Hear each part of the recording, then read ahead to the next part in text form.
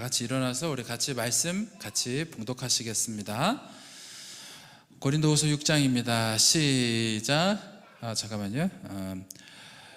우리는 하나님과 함께 일하는 사람으로서 여러분에게 권합니다. 하나님의 은혜를 헛되이 받지 않도록 하십시오. 하나님께서 말씀하시기를 은혜의 때에 나는 내 말을 들어주었다. 구원의 날에 나는 너를 도와주었다 하셨습니다. 보십시오. 지금이야말로 은혜의 때요, 지금이야말로 구원의 날입니다.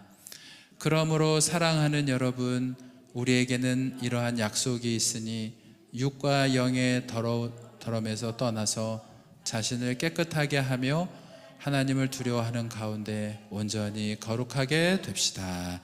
아멘. 여러분, 주보를 다 피셔서 오늘 주보에 여러분 답을 기록하시면서 제 설교를 들으시고, 이번 한 주간은 이 설교를 묵상하면서 이 설교 말씀 가운데 한 가지 내가 어떻게 그걸 적용하고 살 것인가 우리 결단하고 헌신하는 그런 우리가 되었으면 좋겠습니다. 안 믿는 분들에게 복음을 전하다 보면 반드시 한 번쯤 듣는 질문 중 하나가, 내가 복음을 듣고 믿으면 구원을 얻는다고 하면 그런 복음을 한 번도 들어보지 못한 우리 조상들은 어떻게 되느냐, 그런 질문을 많이 듣는데 참 안타깝게도 성경에는 거기에 대한 확실한 답이 없습니다. 복음을 듣고 믿으면 구원 얻는다 하는 것은 있지만 복음을 못 들은 사람은 어떻게 되냐 하는 것에 대해서는 우리 나름대로 짐작은 할 수 있지만 분명한 답이 없습니다. 저는 개인적으로 우리 하나님께서는 절대적인 사랑이시고 또 절대적으로 의로우신 분이시기 때문에 절대 불공평한 일은 하지 않으실 거다 하는 이런 확신은 있습니다. 근데 이런 일이 어떻게 전개될지는 성경에도 안 나와 있고 저도 모르지만 영적인 세계는 우리 물리 세계를 초월하는 초자연적인 세계입니다. 또 하나님께서는 또 우리의 이해와 이 사고를 초월하시는 초자연적인 분 아니십니까?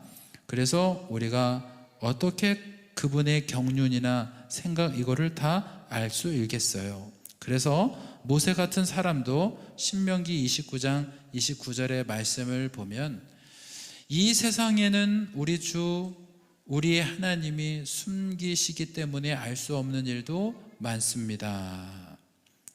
그것은 주님의 것입니다.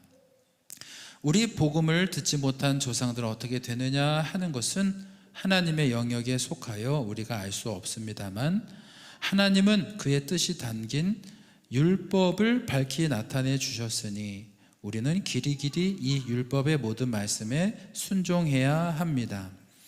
우리가 나의 잘못을 하나님께 고백하고 예수님을 주님으로 영접하면은 우리의 죄를 용서받고 의롭다함을 받고 하나님의 자녀가 되고 그 다음에 영생을 소유한다 하는 것은 알고 있으니 우리가 아는 그것을 하면 되는 것입니다. 이런 것을 은혜라고 합니다. 은혜라는 것은 아주 귀한 보배 같은 것이기 때문에 잘 다뤄야 합니다. 자, 그래서 우리가 이 귀한 은혜를 헛되이 하지 않기 위해서는 다 같이 따라서 합니다. 기회를 놓치지 않는다. 자, 우리 그 2절 하반절에 이런 말씀이 있죠. 지금이야말로 은혜의 때요, 지금이야말로 구원의 날입니다. 자, 이 말은 무슨 말이냐면 놓치지 말라는 거예요. 이 기회를 놓치지 말라는 겁니다. 그래서 우리가 은혜를 헛되이 받지 않으려고 그러면 따라서 합니다. 자신이 먼저 은혜를 받아들인다.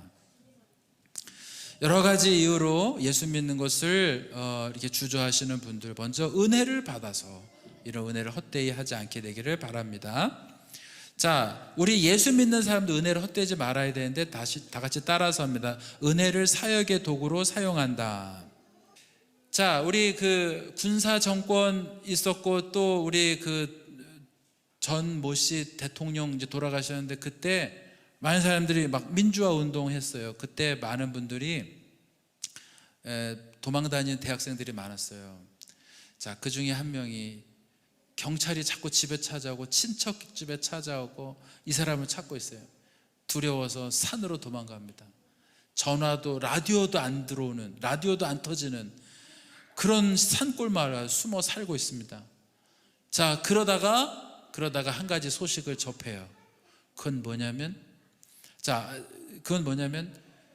누구든지 경찰서에 와서 자기가 과거에 그런 일이 있었다라고 신고만 하면 무죄가 되고 자신들이 먼저 가지고 있던 모든 권리를 회복해 준다 하는 사면령이에요.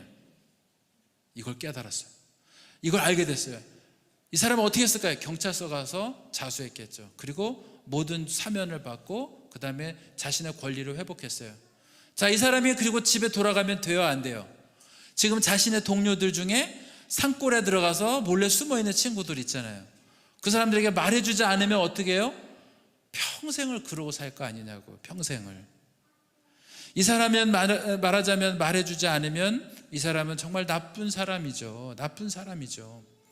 여러분, 우리가 대사면령에 의해서 죄사함을 받고 우리가 의롭다 하심을 얻었어요. 놀라운 일이죠. 이걸 나만 알고 있으면 이건 나쁜 사람이죠. 하나님이 대사면령을 내리셔서 누구든지 예수를 믿게만 하면 모든 죄를 사하고 그리고 의롭다 하게 하고 하나님의 자녀라고 하게 하고 영생을 준다. 하나님의 약속이 선포됐는데 왜 우리만 알고 가만히 있어야 되죠? 나쁜 사람이죠. 그러면 우리는 그래서 화해의 복음을 전해야 합니다. 자, 화해의 복음을 전할 때 어떻게 전해야 되냐면 따라서 합니다. 합당한 방법을 사용한다. 우리는 어떻게 하면 화해의 복음을 전할 수 있어요? 거짓 없는 사랑, 끝까지 인내하는 그 인내.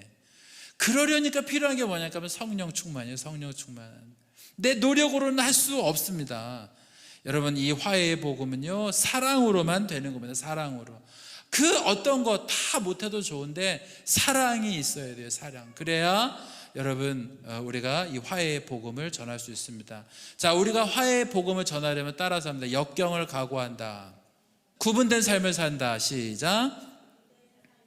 여러분, 우리의 삶 가운데 정말 인내와 거짓 없는 사랑과 성령 충만한 가운데 우리의 행복, 우리의 기쁨을 세상 사람들한테 보여주고 우리 아무것도 없는 사람 같지만 유명하고 많은 것을 가진 우리의 삶을 보여줌으로 인해서 야, 당신이 믿는 하나님 나도 한번 믿어보고 싶다고 이런 역사가 일어나기를 소망합니다.